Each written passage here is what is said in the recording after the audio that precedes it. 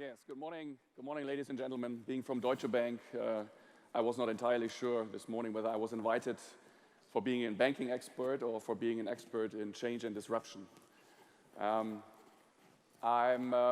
very glad to be here, so thanks for the invitation to both NOAH and Axel Springer. I'm the Chief Operating Officer of the Private and Business Clients Division within Deutsche Bank, so we are dealing with the private clients, with the smaller companies. And in that respect, we are somewhat in the middle of the change which is being induced by digitization in the banking industry. So our products, customer demand, competition, everything is changing these days. And that is something which, of course, we have to acknowledge. Digitization is a sea change for the way we live, we work, we communicate. This is true for the entire economy, but it's also true for every single industry within the economy. It's also true for banking. There has been some criticism that banking took some time in order to really adapt to this challenge. But if you see what has happened after the financial crisis, when many banks were struggling with surviving, with increasing the capital base, with dealing with regulatory requirements, I think it was obvious that digitization at that time was not at the very top of the agenda. For at least 2 years, this has now changed entirely. Digitization is at the very, very top of the agenda of all banks. Yeah, thanks for calling us champions today and the fintechs challengers, not calling us dinosaurs or latecomers or whatever. We have acknowledged what the challenge is, and we are ready to deal with it in a very competitive and also in a very collaborative manner. Within banking, digitization is somewhat a kind of natural challenge as well, because our product is non-physical. So the digitization of banking products is very easy, and the digitization of banking processes likewise. So in that sense, if there is an industry which is, let's say, obliged to really respond to the challenge of digitization, it may be banking. Nevertheless, there's one aspect where we have also been very conscious of. This is the topic of trust and relationship. Besides all the topic of convenience and speed and seamless omni-channel delivery within the banking industry, we have to be aware that financial decisions are important decisions to many of our clients. And they want to trust the bank, they want to have trust in data security, they want to have trust in the expertise of the ones who are advising. And so there is a kind of balance which we have to strike between the radical and disruptive change which is ahead of us on one hand, and keeping this element of trustworthiness on the other hand.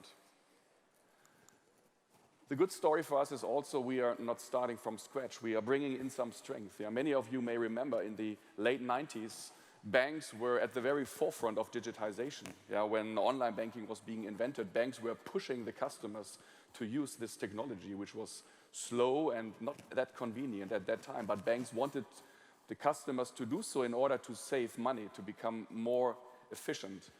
But it was not, let's say, putting the client in the center and having client experience being the driving force. This now has changed entirely. Now the clients are pulling the banks in order to provide better digital offerings. A complete change. One of our strengths is our client base. We have 8 million customers in Germany, 5 million in Europe. We have a huge business volume, 300 billion of investment products, of mortgage loans, of private clients. So we have a huge database where we have not yet even started to make best use of in the interest of our customers. So these strengths we really can play out. As far as data is concerned, of course, we need the permission of customers because of the trust and data security topic I was mentioning. But there's almost no industry which has as many personalized information about their clients as banking has. And we have not even yet started to explore it. And as Deutsche Bank, as I will tell you in a minute, we are now starting also with the help of technology partners. So, and then there is also a saying.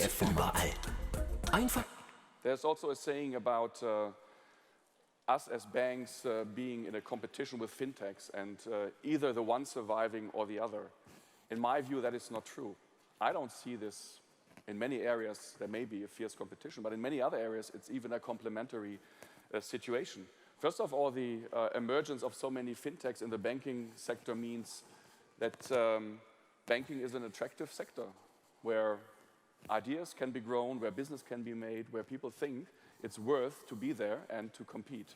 Secondly, competition is also good for our clients. The German banking sector most probably is the most competitive in Europe or even in the world because of the savings banks and of the Genossenschaftsbanken, the cooperative banks. Now with the fintechs emerging, this competition is becoming even stronger. And the big beneficiary of all of this is the client, the German banking industry client. Fintechs are bringing in innovation, something where we also think we are innovative, but maybe not to that extent. Yeah? And having a huge banking organization with a big pile of clients and business volume and capital to invest, and also the willingness to invest because we acknowledge the disruptive character of digitization on one hand, and you have the agile, innovative, but capital-hungry fintechs on the other side. This, of course, can be a perfect match, a kind of win-win situation. And then if I look at the larger technology corporations, it's the same. Yeah, of course, we are looking what Apple does with Apple Pay, and we are wondering whether this will break into our value chain and also into our revenue pools on the payment side. But on the other hand, we see lots of opportunities to cooperate. Deutsche Bank was the bank with the first Apple Watch app. Yeah? So we were in Cupertino with a team prior to the release of the Apple Watch in Germany, developing this kind of app in a joint approach with Apple. It took us 3 to 4 months. Yeah? To some of you, this may sound not too sensational, quick, but for an organization which is used, let's say, to develop very slowly, very steadily, where you typically start with defining functional specs, and then you have the IT organization to program and to deliver a kind of outcome. This 3 to 4 month horizon for such an application was very quick. And this has also provided us with a new kind of DNA in order to how to develop software and applications going forward. We are cooperating also with SAP, not only in the, let's say, more boring core banking technology, which is, by the way, also important in terms of digitization. Also with regards to big data, we are using the HANA technology. We have started first interesting projects, and we are going to continue that. So we work with the big technology firms. We also work with some of the fintechs. You may have seen Genie. It's a provider for documentation management, a very smart thing where you can drag and drop invoices into your online money transfer system, which is then easily and immediately populating all the data, and money transfers becoming entirely quick. We have, in addition, started to create innovation labs, one in Berlin, one in London, one in Silicon Valley, where we work with tech partners, with IBM, HCL, and Microsoft, where we bring Deutsche Bank stuff, technology stuff from our partners together with fintechs, with academic partners in order to jointly develop new things around products, processes, systems, something where we are very excited about. I think it was launched on the 3rd of June, and this is now going to roll on. We have recently announced our strategy 2020. We are going to invest 1 billion at least into the digitization of our business across the group. 500 million will be in the private and business client sector. So a lot of money, which will enable us to better transform our business model. You may have heard about us changing our channel mix. So we will move away from a branch-centered approach to a much more omni-channel approach where online, mobile offering, also contact center offering via call center will become a much more prominent role. We can only do that, let's say, de-emphasizing the role of the branch within the banking industry, while at the very same time, we emphasize the role of alternative channels. So this goes hand in hand. And in our view, we are not retrenching from the market, but we are even extending our offering. We are increasing the potential touch points between us and our customers. Finally, Our ambition. We want to be a leader in digital banking in Europe. We have a pipeline which is very full. You may have seen over the last couple of quarters, we have come out with the Phototon, with photo money transfer, with a fingerprint authorization, which you can do via your mobile app. We have a financial planner, which went live just recently. I mentioned the Apple Watch app, which we have introduced, and this is going to continue. There will be more than 70 features coming between now and the end of the year, where we either on a standalone basis or jointly with technology partners are continuing to develop and to roll out.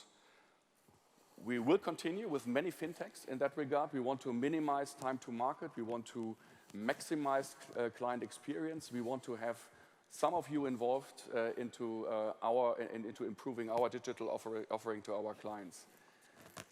The two last remarks, which are very important in my view, are also that digitization for banks, at least for us, is not only about the bank-to-customer thing, yeah? So to provide fancy, colorful front-end technology, new apps.